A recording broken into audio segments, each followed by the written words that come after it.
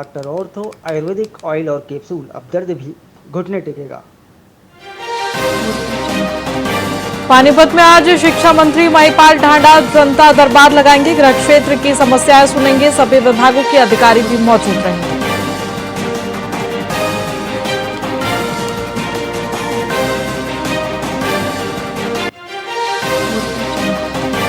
हरियाणा के 582 सरकारी स्कूलों में बाउंड्री वॉल की मरम्मत होगी। शिक्षा विभाग ने 3 दिन में रिपोर्ट मांगी। डॉग बाइट मामले के बाद कार्रवाई तेज।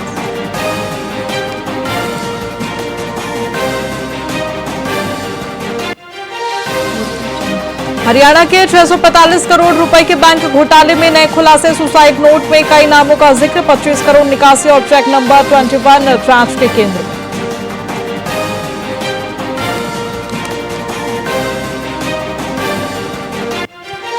एचएसएससी सेट ग्रुप सी अभ्यर्थियों को बड़ी राहत। रुकी बार मैट्रिक प्रक्रिया वालों के एडमिट कार्ड जारी। अब तय तारीख पर सत्यापन कर सकेंगे सभी।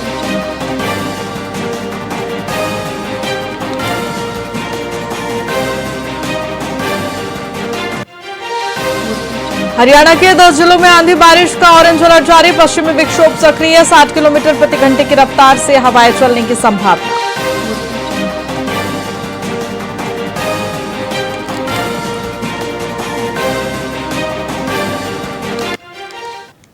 नमस्कार, मैं आपके साथ खुशी गोस्वामी। वीआईपी न्यूज में आप सभी का बहुत बहुत स्वागत है। रुक करेंगे खबरों की ओर। फरीदाबाद में सकल जैन समाज के सैकड़ों सदस्यों ने जिला उपायुक्त के माध्यम से राष्ट्रपति को ज्ञापन सौंपकर जैन साधु साध्वियों की सुरक्षा के लिए राष्ट्रीय स्तर पर कानून बनाने की मांग की है। रीवा में सड़क किनारे पद विहार कर रहे 3 साध्वी को एक तेज रफ्तार वाहन ने टक्कर मारी, जिसमें 2 की दुखद मौत हो गई और एक गंभीर रूप से घायल है। वहीं समाज ने इसे सामान्य दुर्घटना मानने से इनकार किया है और उच्च स्तरीय जांच की मांग की गई। साथ ही आरोप लगाया गया कि साध्वियों को निशाना बनाया गया।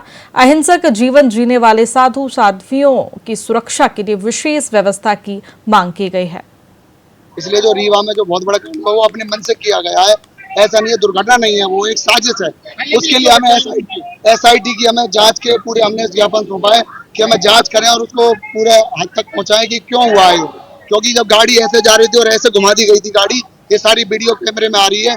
पहले इस वीडियो को छुपाया गया, अब वीडियो उजागर हो गया, तो कोई आज तक कोई ना तो किसी मंत्री ने, ना किसी प्रधानमंत्री ने, ना किसी राष्ट्रपति ने, ना किसी अपने हरियाणा के, ना किसी मध्य प्रदेश के हत्या की गई है और किसी ने भी इस बारे में आज तक बयान नहीं दिया है। जी, जब वो पद विहार कर रहे थे, नंगे पैर चल रहे थे, तब एक गाड़ी ने उनको ऐसे मतलब मेन रोड पर ऐसे मारा है कि आप वीडियो देख सकते हैं। आपको कुचल दिया गया है, जानबूझकर कुचल दिया गया उनकी सुरक्षा के लिए।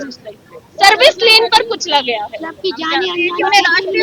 हमारे जैन साधु संतों पर लगातार अत्याचार हो रहा है। जैन साधु संत ही एकमात्र संत है पूरे राष्ट्र में जो केवल पद विहार करते हैं, नंगे पैर चलते हैं, कड़ी धूप में, सर्दियों में, बरसात में, बाजारों पूरे शहर में, राज्य दर राज्य, पूरे राज्यों, पूरे भारत में भ्रमण करते हैं।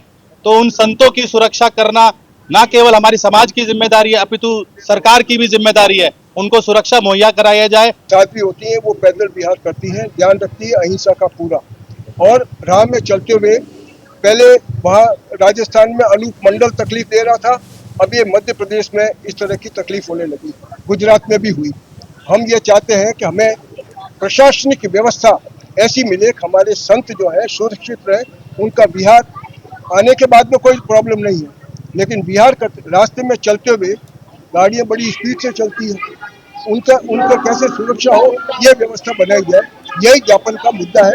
इसलिए जो रीवा में रेवाड़ी पुलिस ने महिला के ब्लाइंड मर्डर की गुत्थी सुलझाते हुए आरोपी शराबी पति कंवरपाल को गिरफ्तार कर लिया है। सूचना मिली थी कि गांव थबाना की बड़ी में एक अज्ञात महिला का शव मिला है।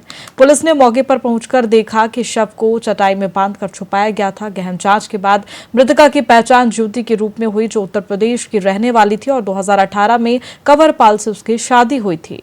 नशे का आदी कंवरपाल ने आपसी कहासुनी के बाद गला दबाकर ज्योति की हत्या कर दी और शव को जंगल में फेंक दिया। आरोपी पर पहले भी 8 मामले दर्ज हैं। देखो, ये 31/5/2026 की घटना थी। कंट्रोल रूम में किसी सनोज जो दवाना का रहने वाला था, कंट्रोल रूम में सूचना दी थी कि दवाना की जो फॉरेस्ट की जमीन है उसमें कोई डेड बॉडी है। कंट्रोल से सूचना थाने पर दी गई। सूचना पाते ही ईआरवी को भी सूचना दी गई, तो ईआरवी भी और पुलिस थाना खोड़ा एसएचओ अपनी टीम के साथ मौके पर पहुंचे और मुझे जैसे सूचना दी गई मैं भी मौके पर तुरंत पहुंचा। हमने जाकर के मौका मुआयना किया, सीन ऑफ टीम क्राइम को बुलाया और हमारे पुलिस अधीक्षक महोदय को सारी जानकारी दी कि ऐसे ऐसी मामला है। तो साहब ने एसपी साहब ने आदेश दिए कि सीन ऑफ क्राइम टीम को मौके बुलाया जाए, डेड बॉडी की हालात में मुआयना करवाया जाए, जो रूट पर सीसीटीवी है उनको खंगाले जाए, आसपास के लोगों से पूछताछ की जाए।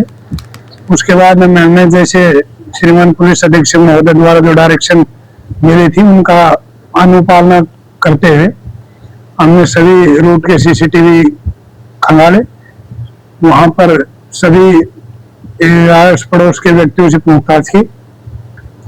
इसमें हमने उस दिन ये क्लियर हो गया था कि वे महिला की डेड बॉडी है और ये भी क्लियर हो गया था कि ये लेडी थी जो यूपी प्रतापगढ़ जिले की रहने वाली थी और यहाँ मंडोला गांव में शादीशुदा थी।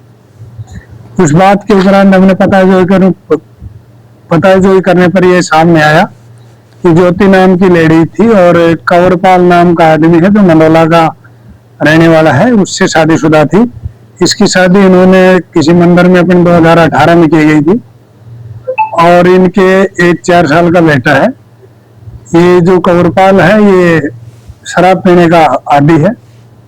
इसने आए दिन घर में झगड़ा होता था इसी बात को लेकर के, ये नशे से बाज नहीं आता था और इसकी जो पत्नी थी वो इस बात के लिए मना करती थी, विरोध करती थी।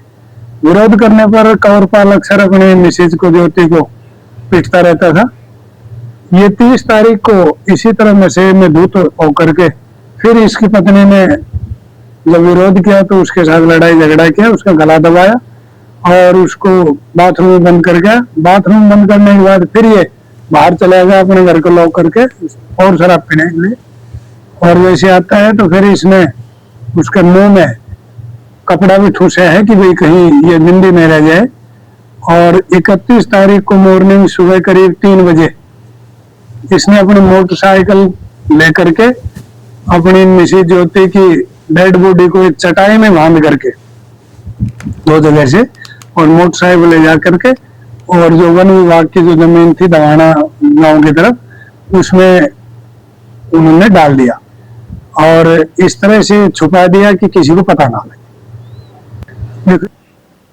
यमुनानगर के कलेसर नेशनल पार्क में डीएफओ संदीप सैनी को गश्त के दौरान तेंदुआ दिखाई दिया, जिसे उन्होंने स्वस्थ वन का संकेत बताया। पार्क में एक बाघ, करीब 40 तेंदुए और 50 हाथी सहित कई दुर्लभ वन्यजीव मौजूद हैं। वहीं डीएफओ ने लोगों से अपील की है कि जंगल क्षेत्र से गुजरते समय वन्यजीवों से दूरी बनाए रखें और शोर ना करें। करीब 110 साल बाद यहां बंगाल टाइगर की मौजूदगी दर्ज की गई थी, जिसकी पुष्टि 2023 में कैमरे में कैद फुटेज से हुई। वन विभाग ने वन्य जीवों के लिए पानी की औंधियान भी बनाई है। हम गश्त पे थे और गश्त के दौरान जब हम 3rd फायर लाइन पे थे कलेसर नेशनल पार्क की, तो उस समय एक अचानक से हमारे को लेपर्ड बैठा देखा, जिसकी हमने वीडियो भी बनाई है।